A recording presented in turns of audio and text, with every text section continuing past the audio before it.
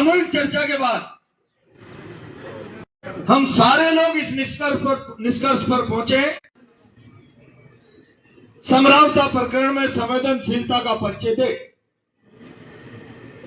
ये उदाहरण काम नहीं करे लोकतंत्र कि सरकारी हमला जनता पर हो जाए और न्याय की मांग का आवाज दब जाए, बल्कि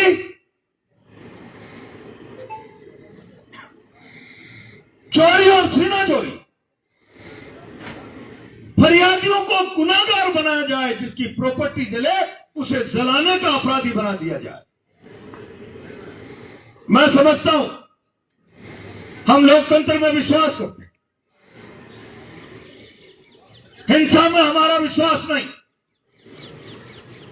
और इसीलिए हमने चौक के बरवाड़ा से लेकर नगर फोर्ट तक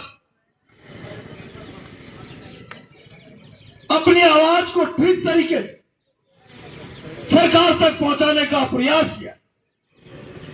लेकिन मुझे लगता है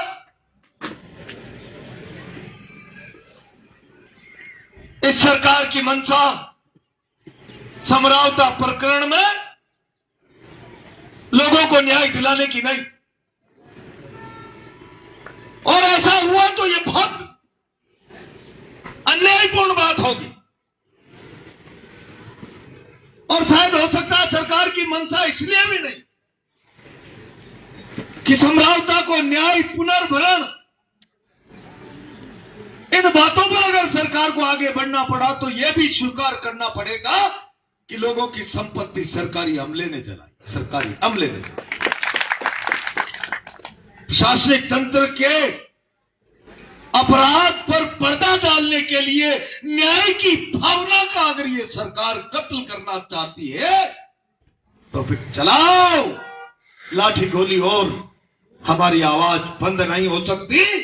हम आग्रह कर रहे हैं, लोगों का अनुरोध था कमेटी भरे, चर्चा करे, आप लोग भी जाओ, मिलो अपने स्तर पर तमाम नेताओं से, न्याय की बात को ताकत दो।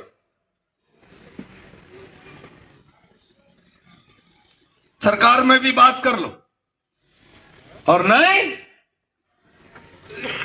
तो फिर संकल्प करके जाओ।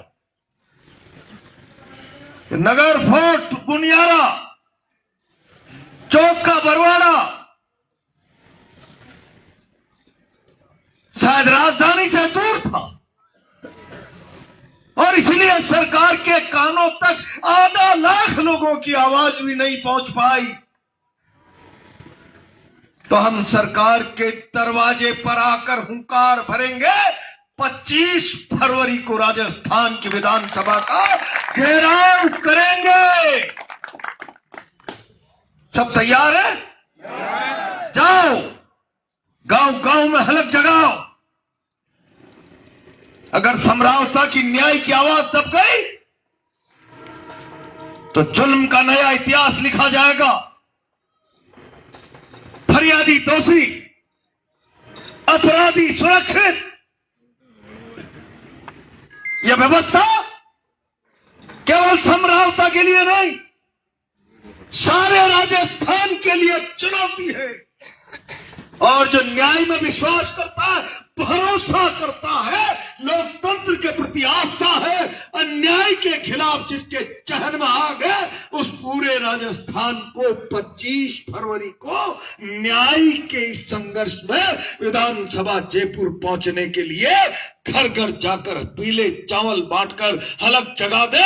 यही कहते हुए, आह्वान करते हुए अपनी बात को विराम देता हूं। बहुत बहुत धन्यवाद।